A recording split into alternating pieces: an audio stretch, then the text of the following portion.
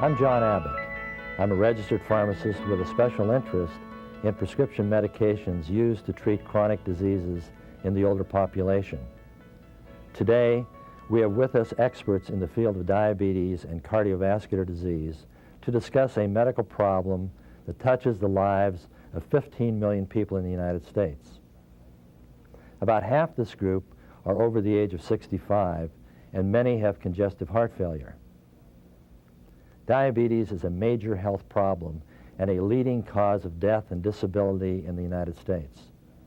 Persons with diabetes are at increased risk for cardiovascular disease, renal disease, eye problems, among other things. Our purpose today is to focus on what older diabetics can do to improve their quality of life. In addition, we hope to raise the level of awareness of diabetes to encourage early diagnosis and treatment. Among people over age 65, as many as 12.5% have diabetes and not know it. It is vital that these individuals seek treatment from a qualified physician to minimize the impact of the disease. The prognosis is excellent for the vast majority of newly diagnosed diabetics. Please note, since this program is strictly educational in nature, it is not a substitute for the information and direction your physician may give. Our participants have donated their time and considerable talent to the improvement of health in our community. We believe that public information programs to educate concerned citizens about the symptoms and consequences of diabetes will result in earlier diagnosis and treatment, as well as improving the quality of life, not to mention providing more cost-effective treatment. The annual health care cost associated with diabetes was estimated to be a staggering $20.4 billion in 1987. More than 20 million prescriptions are filled each year for oral anti-diabetic agents, and over 14 million insulin purchases are made. There were a total of 367,000 hospitalizations for the treatment of diabetes or hypoglycemia, with a mean length of hospitalization of 6.1 days. This substantial economic burden associated with diabetes is expected to increase as our population ages. In Pennsylvania, we have one of the largest diabetic populations in the country. Persons with diabetes are frequently predisposed to cardiovascular disease.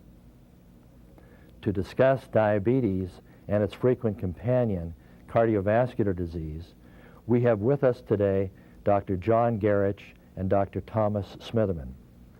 John E. Gerich, MD, is professor of medicine and physiology and director of the Clinical Research Center at the University of Pittsburgh School of Medicine. Prior to coming to Pittsburgh, he was professor of medicine and physiology at the Mayo Clinic and Medical School and director of the Diabetes Research Lab in Rochester, Minnesota. He's a member of the American Society for Clinical Investigators, the International Diabetes Federation, the European Association for the Study of Diabetes, the American Diabetes Association. He's also on the editorial board for Diabetes, Nutrition, and Metabolism. Recently, he authored the publication Review of Oral Hypoglycemics that appeared in the New England Journal of Medicine, November 1989. Thomas C. Smitherman, MD, is professor of medicine and director of the coronary care units at Presbyterian University Hospital in the University of Pittsburgh School of Medicine. Prior to coming to Pittsburgh in 1990, Dr. Smitherman was professor of medicine at the Southwestern Medical School, the University of Texas in Dallas. He is a fellow in the American College of Physicians, a fellow in the American College of Cardiology, and he has his boards in cardiovascular disease. Let me first of all turn our attention to Dr. Gerich. Dr. Gerich, do most diabetics over age 65 need insulin therapy to control their blood glucose? Well, you have to consider that there are two types of diabetes. Type 1 or insulin-dependent diabetes, type 2 or non-insulin dependent diabetes. All people who have type 1 diabetes require insulin in order to live. So regardless of their age, they need to be on insulin. Now, many people with type 2 diabetes can be successfully treated with diet and exercise, or diet, exercise, and oral hypoglycemic agents. Some of them, although they are not dependent on insulin to live, need insulin for good control of their blood glucose levels. As people get older, they seem to respond less and less well to the oral agent. So you find a greater proportion of people who need insulin.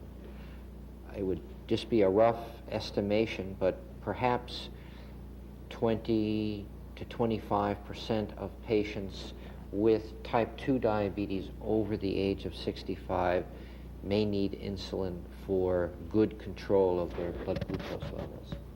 Okay, let me see if I understand this correctly then. If we're talking about patients over 65 years of age, then by your estimates, about 75% of them could be controlled on a combination of diet, exercise, and oral hypoglycemic agents, but about 25% would require the use of exogenous insulin. Yes. Okay. What role does diet play in the management of the non-insulin dependent diabetic? Well, it plays a major role. Most of the people who have type 2 diabetes are overweight. This puts a burden of resistance to insulin on their already diminished capacity to make insulin. I would guess that if patients who were overweight could reduce and get near normal weight, that perhaps in 70% of the cases their diabetes would go away or not require any treatment other than diet alone. So it's a very critical component. Can you elaborate a little bit more about the diet that a diabetic should be following, a non-insulin dependent diabetic? I know that there's been some change in the recommendations about the percentage of fat and carbohydrates. There's also, as I understand it, more emphasis being placed on the use of complex carbohydrates in the diabetic. Can you elaborate a little bit more on that important point? Well, for the type 2 patient who's overweight, probably the most critical factor is the amount of calories. For someone who is overweight, they should be on a diet that is hypocaloric, that will induce weight loss. Now, presently, it's a little controversial about what is the most appropriate diet. One very high in carbohydrate, let's say 50 or 55%, or one that's a little bit lower and has a little more fat in it. At the present time, the American Diabetes Association recommends a relatively high carbohydrate diet. They recommend one that is flush with complex carbohydrates, because these take a longer time to be broken down during absorption, and thus the sluggish release of insulin can be compensated for by the slower absorption. They also follow the recommendations of the American Heart Association in terms of keeping the amount of calories due to fat down to about 30% or less, and of course reducing the saturated fat in the diet. Can you give us some examples of a complex carbohydrate that would be easily available to diabetics? Well, the type you get in many of the cereals, bran, legumes have complex carbohydrate. Any particular type of bean, or all beans high in complex carbohydrate? Well, for the most part, most beans are very high in complex carbohydrates. The only problem is when you take a lot of these complex carbohydrates, you produce a lot of gas, and this tends to be the rate-limiting factor for most patients. I see. How about the use of pasta? Would this be an alternative to beans? Yes, pasta actually is not that high in not that high in calories, and is very good for having complex carbohydrates. What is generally bad about pasta is what you put on top, the sauces. Okay. That is what really adds the calories. Sure. Okay, I understand. What about exercise and the diabetic patient? Should all maturity onset, non-insulin dependent diabetics engage in an exercise program? Well, you're basically talking about people who are over the age of 40. Where diet has proved most effective is as an adjunct to weight reduction.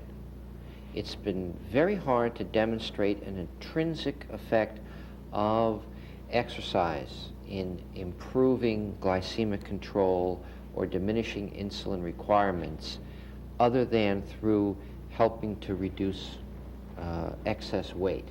So I think the key area where exercise would be helpful would be to increase the expenditure of calories while one is reducing the intake. Now, you're talking about people over the age of 40. Exercise is sort of like motherhood. Everybody considers it great, but it may not be great for everybody. People who have arthritis might have it exacerbated by exercise. People who have coronary artery disease may have their angina exacerbated by it. I think in people over the age of 40, they need to consult with their physician and in some cases actually undergo cardiovascular testing before they undertake an exercise program. Okay, you bring up a good point, patients who have coronary artery disease. Let me throw this question to Dr. Smitherman. What constraints, Dr. Smitherman, do you place on a diabetic patient who may come to you who has severe cardiovascular disease as this relates to an exercise program? Well, when you say that the patient has severe cardiovascular disease, then that certainly places some constraints on a program that you would consider an intense program, a program designed to create what you and I would call cardiovascular fitness. It need not impose particularly severe limitations on a mild exercise program, walking at a slow pace for relatively short distances. But a patient who, in your terms, has severe cardiovascular disease, should he want to go beyond a mild exercise program, should certainly consult his physician. And it would probably be the case in many of those patients that the physician would want to do a careful, formal exercise test to determine what level of exercise for that patient is, one, reasonable, and two, safe. So you're saying that very careful evaluation is mandated for a patient with cardiovascular disease and concomitant diabetes. Yes. Can you give us some other examples aside from walking that might be acceptable? Would swimming be a good exercise that might be considered? Mild exercise of any of the aerobic types of exercise, including walking at a slow pace on a treadmill, riding a bicycle ergometer, swimming, any such exercise would almost always be quite applicable to that patient. The patient, of course, should avoid exercise that we refer to as isometric exercise in general, because we try to avoid that kind of exercise in all patients with heart disease as a general rule of thumb, such as carrying around heavy weights for long distance. Anything that requires tensing in a fixed position of one of the large muscle groups for a long period of time.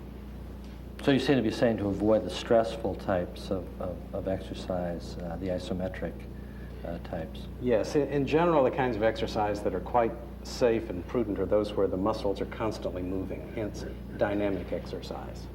Okay, that's helpful to know. Dr. Gerich, how accurate are the screening clinics that are usually available at shopping centers and in selected pharmacies where they screen for diabetes? Is this something that people should make available to themselves? And do you have any thoughts on those screening clinics to pick up the hidden diabetics? Well, it's been estimated that there are probably twice as many diabetics around compared to those who are known to be diabetic.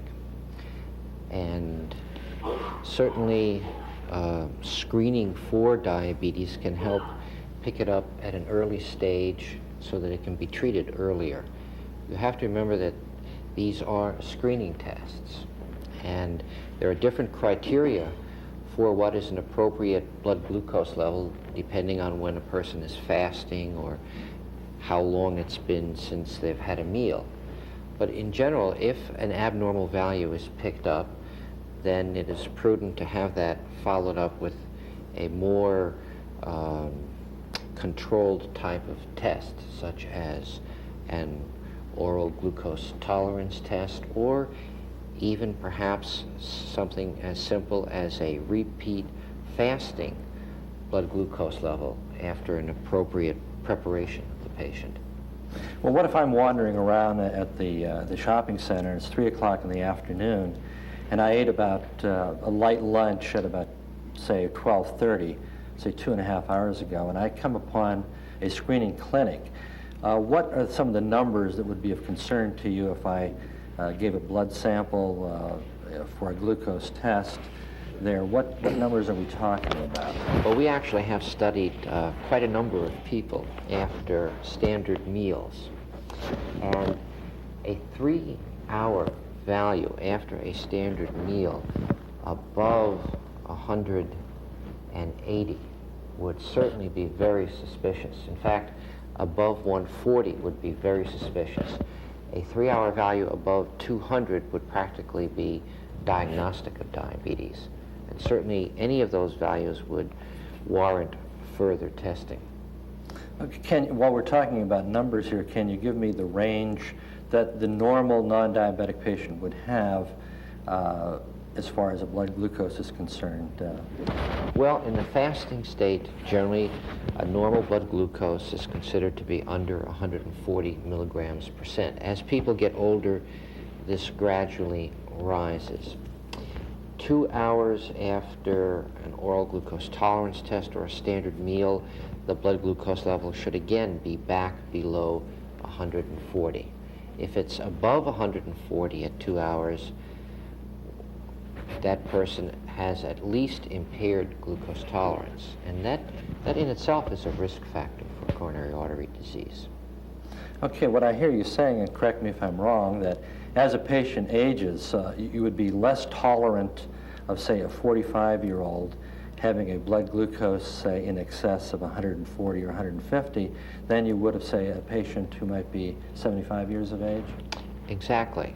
The person who's 40 with, let's say, a 2-hour value of 180 has a much greater chance over time to develop overt diabetes or very high blood glucose levels than someone who's 75 and has the same degree of carbohydrate intolerance. Over the past 10 years, how would you characterize the management of the diabetic patient overall, and what is the prognosis for a newly diagnosed type 2 diabetic today? Well, I think the prognosis is much better than it has been, because we've identified many of the risk factors that precipitate or accelerate the long-term complications. Hypertension is just one example. Control of hypertension can reduce the frequency of retinopathy and nephropathy. So the prognosis is much better nowadays for a person with diabetes. I would say the trend over the past 10 years has been to control the blood glucose levels much more strictly than in the past. And this is because there's been an accumulation of evidence from animal studies, epidemiologic studies, and some small controlled clinical trials that all suggest that hyperglycemia can promote the long-term complications, and its control can diminish the frequency of the complications. So basically what you're saying, if I understand you correctly, is that a patient who does not seek an early diagnosis of diabetes is really putting himself at a great deal of risk by having a hyperglycemic situation that goes untreated for a long period of time. I think most diabetologists would agree with that statement. There's a large study underway in England now with type 2 diabetes, and they have found something like 15 to 20% of patients with type 2 diabetes newly discovered have already some complications of diabetes. And would these be complications such as renal problems, eye problems that we indicated? Predominantly the eye problems and the problems with the nerves, which potentially might have been preventable had their diabetes been diagnosed earlier. Well, I think that's certainly a very optimistic note, and hopefully we can encourage people throughout Pennsylvania to have diagnostic tests taken so that the diabetes can be discovered early and successfully treated with a practitioner who specializes in that disease. So we want to thank both of you gentlemen for giving your time here today, and we would hope that this message is helpful to the people in the community. Thank you very much.